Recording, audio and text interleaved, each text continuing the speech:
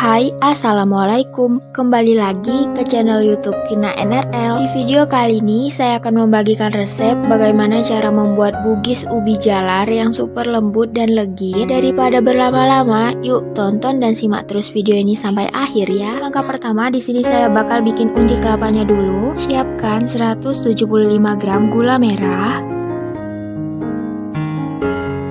2 sendok makan gula pasir. Kemudian masukkan setengah sendok makan garam. Kemudian masukkan 2 lembar daun pandan yang sebelumnya sudah saya simpul seperti ini dan 100 ml air putih. Kemudian bahan-bahan yang ini dimasak sampai gulanya semua ini larut. Nah, jika sudah mendidih seperti ini dan gulanya pun larut, bisa kita angkat lalu kita saring terlebih dahulu karena gula merahnya ini banyak kali sampah ya. Jika sudah, bisa masukkan 250 gram kelapa parut setengah tua yang kita ambil putihnya saja. Masak lagi hingga air gulanya ini menyusut dan meresap ke dalam kelapanya ya. Nah, jika sudah kering seperti ini, bisa diangkat lalu dinginkan terlebih dahulu. Kemudian kukus 500 gram ubi jalar, bisa direbus juga ya. Untuk berat 500 gramnya ini setelah dikupas bersih.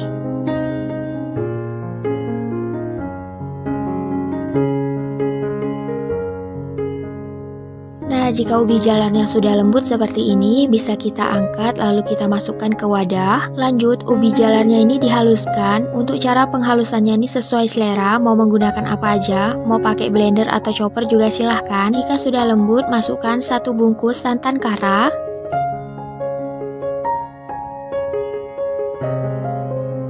Masukkan juga 250 ml air putih. Wadah santan karanya ini jangan lupa dibersihkan karena sayang ya masih banyak santannya. Sebelum semua airnya dimasukkan, aduk terlebih dahulu.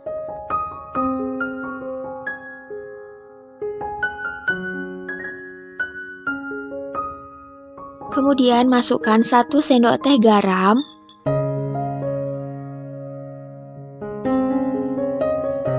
Aduk terlebih dahulu, jika kira-kira sudah merata bisa masukkan keseluruhan air putihnya. Nah, jika konsistensinya sudah seperti ini, bisa kita masukkan 350 gram tepung ketan putih. Di sini saya masukkannya setengah-setengah supaya tepungnya tidak keluar karena wadah saya ini cukup kecil. Jika wadah yang teman-teman gunakan cukup besar, bisa dimasukkan keseluruhannya ya. Nah, karena ini udah mulai susah, jadi saya gunakan tangan, tapi sebelumnya tangannya sudah saya cuci bersih. Masukkan sisa tepung ketannya, lalu diuleni. Nah, karena warnanya ini kurang menarik, di sini saya tambahkan secukupnya pewarna kuning. Untuk pewarnanya ini bebas, mau dipakai apa enggak, sesuai selera saja. Kemudian uleni lagi hingga pewarnanya ini benar-benar tercampur rata dan adonannya ini kalis. Nah, jika adonannya ini sudah kalis dan bisa dipulung seperti ini dan tidak lengket, bisa kita sisihkan terlebih dahulu. Kemudian siapkan wadah atau loyang seperti ini. Kemudian adonannya ini kita ambil secukupnya lalu kita bulat-bulatkan. Untuk banyaknya ini bisa dikira-kira aja ya, tapi kalau mau dijual sebaiknya ditimbang aja ya supaya lebih merata. Nah, jika semuanya sudah selesai, selanjutnya bisa kita siapkan secukupnya daun pisang dan secukupnya minyak goreng. Untuk daun pisangnya ini sebelumnya bagian yang kerasnya itu bakal saya potong terlebih dahulu supaya lebih memudahkan. Untuk cara pemotongannya sesuai selera, mau samping seperti saya ini juga silahkan, mau lurus juga silahkan. Yang penting bagian kerasnya ini dibuang terlebih dahulu ya. Jika semuanya sudah terpotong, selanjutnya bisa kita panaskan di atas kompor supaya daunnya ini layu. Nah, jika daunnya sudah layu, berarti sudah ready untuk dibungkus. Langkah pertama, adonannya ini kita pipihkan terlebih dahulu. Lanjut, jika sudah pipih, bisa kita masukkan unti kelapa yang telah dibikin tadi. Untuk banyak unti kelapanya ini disesuaikan saja. Kemudian tutup kembali unti kelapanya. Untuk kulitnya ini wajib benar-benar tertutup supaya unti kelapanya nanti tidak keluar. Nah, jika sudah tertutup seperti ini, langkah selanjutnya bisa kita rapikan terlebih dahulu dengan cara diputar-putar atau dibulat-bulatkan seperti ini. Kemudian daunnya ini kita baluri menggunakan secukupnya minyak goreng. Jangan terlalu banyak ya supaya nanti tidak becek. Untuk cara dan tutorial pembungkusannya bisa dilihat langsung dari video ya. Intinya kita bentuk daun ini berbentuk kerucut. Nah, jika daun pisangnya sudah kerucut seperti ini, bisa dimasukkan bugisnya, kemudian sedikit ditekan-tekan supaya bugisnya ini merata. Kemudian ambil sisi daun bagian yang bawah, lalu ditutup dan dirapikan. Nah, jika sudah rapi, bisa diambil bagian yang kanannya, ditutup kembali. Jika bagian kanannya sudah rapi, bisa kita tarik lagi daun sisi kirinya dan dirapikan kembali. Nah, karena ini ada daun yang melebihi batas, bisa kita potong menggunakan gunting.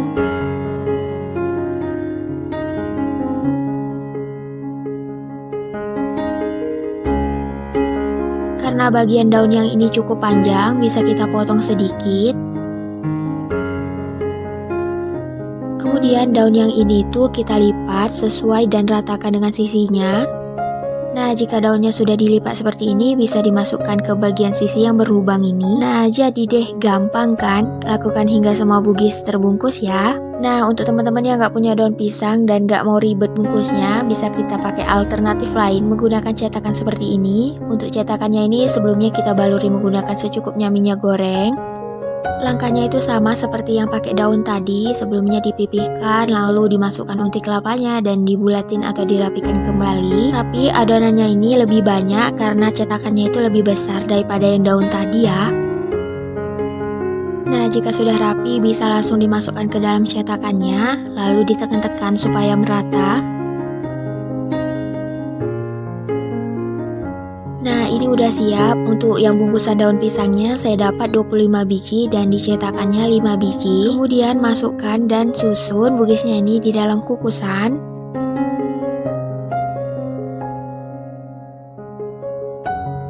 Kukus selama 30-35 menit atau sampai bugisnya ini matang.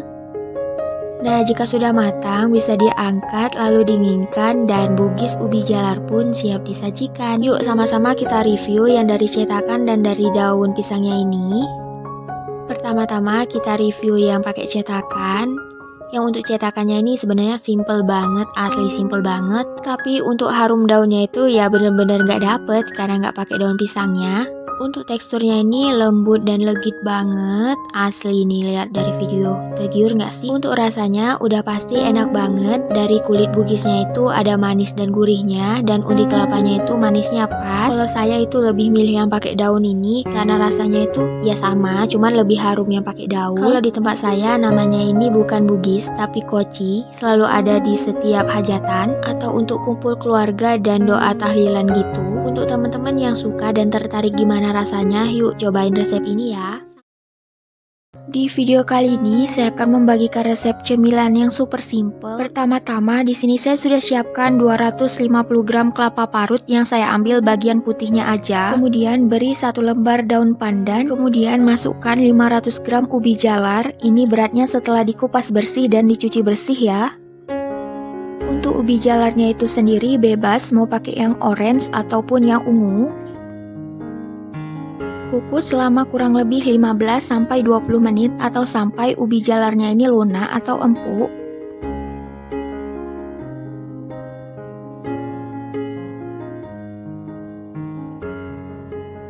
Kemudian di dalam wadah masukkan ubi jalar yang telah dikukus tadi. Selanjutnya haluskan ubi jalar, bebas menggunakan apa aja, boleh menggunakan blender ataupun chopper sesuai selera aja. Jika sudah setengah halus seperti ini, bisa dimasukkan 100 gram gula pasir. Jika suka manis, bisa ditambahkan lagi ya gulanya. Kemudian aduk merata dengan cara diulek-ulek seperti ini supaya gula pasirnya itu lebih larut dan lebih tercampur merata dengan ubinya. Jika gula dan ubinya ini udah tercampur merata, bisa dimasukkan 250 ml air putih. Aduk merata. Kemudian bisa dimasukkan setengah sendok makan garam. Lalu kelapa parutnya juga dimasukkan ya. Kemudian masukkan 150 gram tepung ketan. Kemudian masukkan 100 gram tepung beras. Kemudian aduk merata hingga semuanya ini benar-benar tercampur merata ya.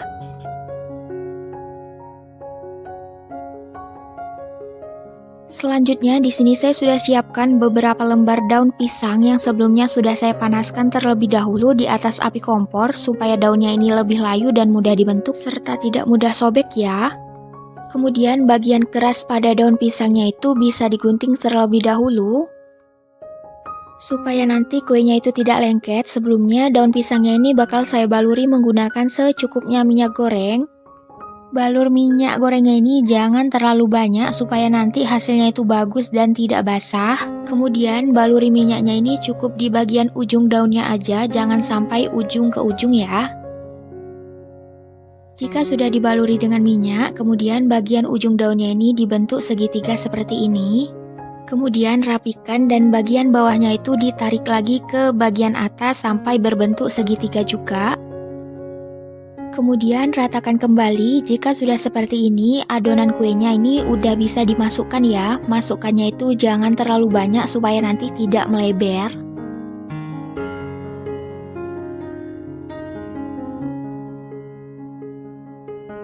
Jika kuenya sudah diisi dan dirasa sudah cukup, kemudian bagian ujung dari daun pisangnya itu ditarik ke atas kembali hingga berbentuk segitiga. Lakukan hal yang sama hingga kuenya ini benar-benar tertutup ya. Jangan lupa dirapikan supaya nanti daunnya itu lebih ketat dan adonan kuenya itu tidak mudah keluar. Nah, jika kuenya udah terbungkus rapi seperti ini bisa dikunci menggunakan tusuk gigi, tusuk sate ataupun lidi yang sebelumnya sudah dipotong-potong, kemudian ditusuk sedikit aja ya. Lakukan hingga semua kue habis terbungkus. Sebenarnya untuk cara pembungkusannya itu sesuai selera aja, mau bentuknya gimana. Kalau saya lebih suka kayak gini, lebih bagus ya bentuknya.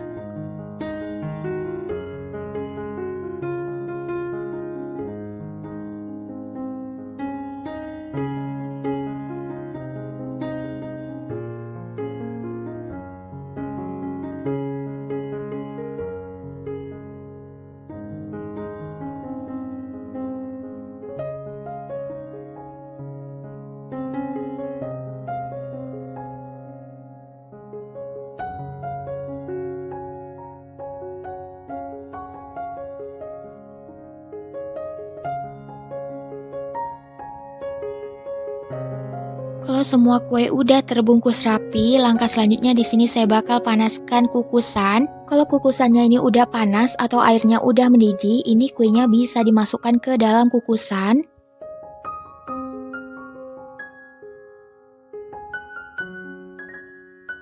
Kemudian dimasak atau dikukus selama kurang lebih 20-25 menit atau sampai kuenya ini matang. Kemudian dinginkan terlebih dahulu atau bisa dimakan pas masih hangat-hangatnya supaya rasanya itu lebih enak, atau juga bisa disajikan pas berbuka puasa untuk dijadikan takjil ya. Kue ini dimakan hangat enak, dimakan dingin juga enak, rasanya manis, gurih, lembut, legit. Ini kalau misalnya bikinnya kebanyakan bisa disimpan di dalam kulkas bagian bawahnya aja dan bisa bertahan selama kurang lebih 7 hari. Pas mau dimakan bisa dihangatkan kembali atau langsung dimakan pas dingin-dinginnya aja ya. Sampai di sini dulu video kali ini. Semoga video kali ini bermanfaat. Sampai ketemu lagi di video selanjutnya. Bye bye. Assalamualaikum.